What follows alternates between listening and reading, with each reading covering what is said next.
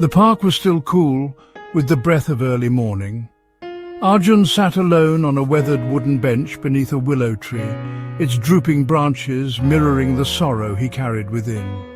He was a young man, barely in his 30s, yet his shoulders slumped with a weight far beyond his years. The bench was tucked away on a quiet path, away from the bustle of the playground and the morning joggers. Every morning he came to this bench, his only companion a small, neatly wrapped box that he held carefully on his lap. It was a ritual he had clung to since her passing, a way to feel close to the memory of his beloved wife, Anya. The park, once a place they visited together, now held a bittersweet significance, a poignant reminder of both their joy and his loss.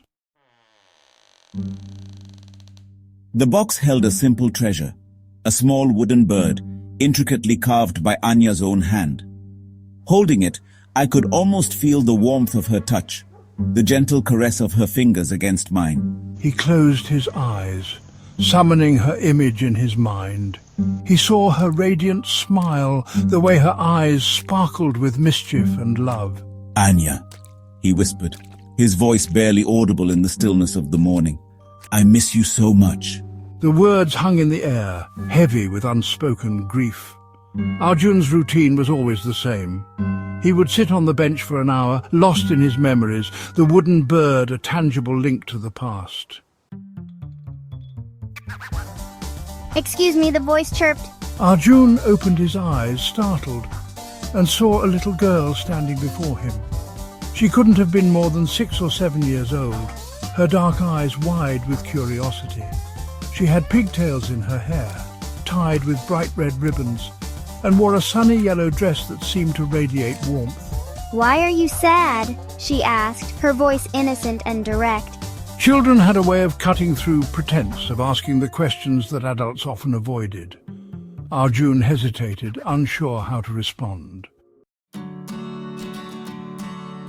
"I miss my wife," he said softly, his voice thick with emotion. The little girl tilted her head, her brow furrowed in thought.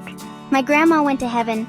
Mommy says she's a star now." She pointed to the sky, where the first rays of sunlight were beginning to pierce through the morning mist. Arjun managed a faint smile. "That's a beautiful thought." The little girl stepped closer, her eyes fixed on the wrapped box in his hands. "What's that?" Arjun looked down at the box.